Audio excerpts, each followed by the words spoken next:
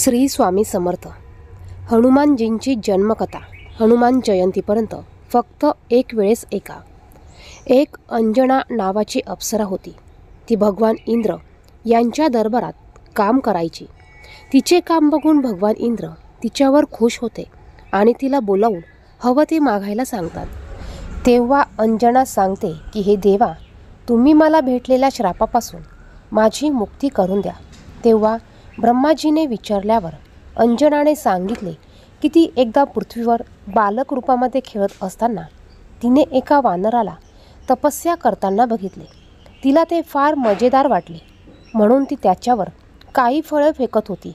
त्यामुळे त्याची तपस्या भंग झाली.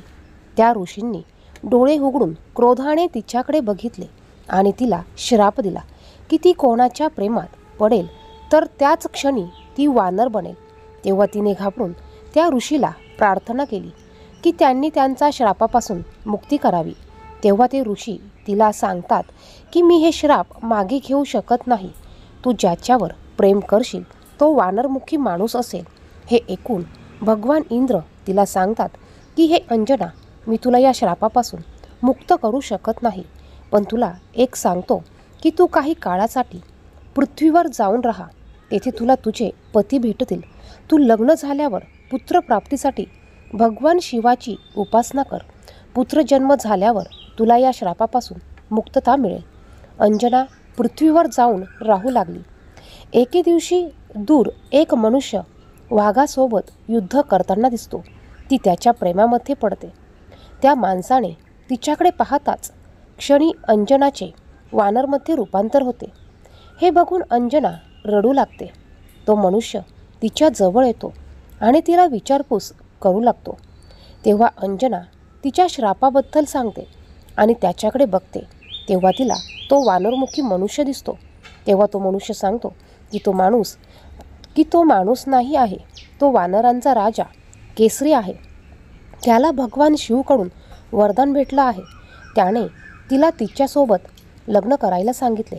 त्याने तिला त्याच्यासोबत लग्न करायला सांगितले. अंजना आणि केसरीने जंगलात लग्न करतात आणि ते तेथे एकत्र राहू लागतात. भगवान ब्रह्माने सांगितल्याप्रमाणे अंजनाने पुत्रप्राप्तीसाठी भगवान शंकराची पूजा करते. तिची तपस्या बघून भगवान शिव तिच्यावर प्रसन्न होतात आणि तिला वरदान देतात की ते तिचा पुत्र म्हणून जन्म घेतील आणि त्यामुळे ऋषीने दिलेल्या शापापासून तिची मुक्तता होईल. एके दिवशी अंजना भगवान शिवाची पूजा करत असते आणि दुसरीकडे अयोध्येचा राजा दशरथ पुत्रप्राप्तीसाठी यज्ञ करत असतो. तेव्हा अनिदेव प्रसन्न होऊन वरदानाच्या रूपात राजाला पायस देतो आणि त्याला त्यांच्या पत्नींना द्यायला सांगतो. राजा दशरथ त्याची मोठी पत्नी कौशल्याला पायस देत असताना एक घार थोडं पायस घेऊन उडते. ती उडत वनातून जात असताना अचानक वादळ सुटते. ते वादळ वायुदेव घडवून आणतात. वादळामुळे ते पायस ओंजळ करून शिवमंत्र जपत असणाऱ्या अंजनीच्या हातात पडते. भगवान शिवचा प्रसाद समजून अंजनाने ते पायस प्राशन करते.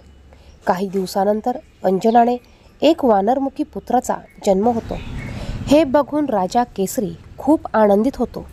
पुत्रजन्मामुळे अंजना ऋषीने दिलेल्या श्रापापासून मुक्त होते आणि ती ब्रह्मलोकात परत निघून जाते. हनुमान जन्माची घटना सूर्योदयाच्या वेळेस चैत्र पौर्णिमा मंगळवारी या दिवशी घडलेली आहे. म्हणून या दिवशी हनुमान जयंती म्हणून साजरी केली जाते. मारुतीला हनुमान का म्हटले जाते? एके दिवशी मारुती खेळत असताना त्याला सूर्य दिसतो. त्याला तो एका फळासारखा वाटतो म्हणून तो सूर्याच्या दिशेने उड्डाण करू लागतो. सूर्यदेव मारुतीला येताना बघतो म्हणून तो आपले प्रखर किरणे वाढवतो, पण बालक मारुती सूर्याकडे उडत जातो. हे बघून घाबरून सूर्यदेव इंद्राकडे जातो आणि त्याला सगळी हकीकत कथन करतो. तेव्हा इंद्रदेव मारुतीजवळ जाऊन त्याला समजावयास प्रयत्न करतो की हे फळ नाही, ते सूर्यप्रकाश देणारा सूर्य आहे. तू जेथून आला आहे तेथे परत जा. पण बालक मारुती त्याच्याकडे दुर्लक्ष करून परत सूर्याकडे उडत जातो. हे बघून इंद्र क्रोधित होतो आणि तो मारुतीच्या दिशेने वज्र फेकतो. त्यामुळे हनुवटी छाटली जाते आणि तो पृथ्वीवर पडतो. पृथ्वीवर भ्रमण करत असताना वायुदेवाला मारुती मूर्छित पडलेला दिसतो. हे बघून तो क्रोधित होतो आणि विचारतो, हे कोणी केलं? पण कोणाकडून उत्तर मिळत नाही. म्हणून तो मारुतीला घेऊन पाताळात जातो. त्यामुळे पृथ्वीवर वायू म्हणजे हवा वाहने थांबते. त्यामुळे पृथ्वीवर पशुप्राणी मानव मरू लागतात. हे बघून सूर्यदेव ब्रह्माकडे जातात आणि त्यांना सगळे हकीकत कथन करतात. तेव्हा ब्रह्मदेव इंद्रदेवाला घेऊन पाताळात जातात आणि वायुदेवाला पृथ्वीवर परत चालण्यास विनंती करतात. पण वायुदेव पृथ्वीवर येण्यास नकार देतात. तेव्हा ब्रह्मदेव मारुतीला स्वस्थ करतात आणि मारुतीला वरदान देतात की कोणतेही शस्त्र त्याला मारू शकणार नाही. आणि इंद्रदेव बोलतात की आजपासून मारुती चिरंजीव राहणार आणि त्याच्या हनुला वज्र हे छाटले म्हणून मारुतीला हनुमान असे म्हटले जाईल. हनुमानाचा रंग शेंदुरी का आहे? एकदा सीता स्नान झाल्यावर कपाळावर शेंदूर लावते. तेव्हा हनुमान त्यांना कारण विचारतात.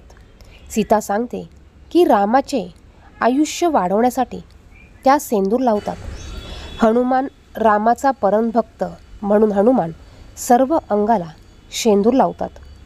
म्हणून हनुमंताचा रंग शेंदुरी आहे.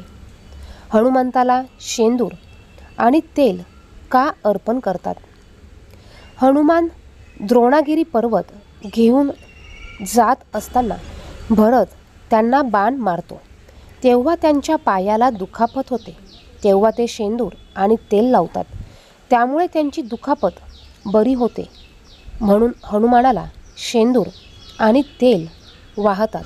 व्हिडिओमध्ये सांगितलेली कथा आवडली तर व्हिडिओला लाईक करा. कमेंट बॉक्समध्ये श्री स्वामी समर्थ ओम ह्रीं हनुमंताय नमः नक्की लिहा. धन्यवाद. श्री स्वामी समर्थ.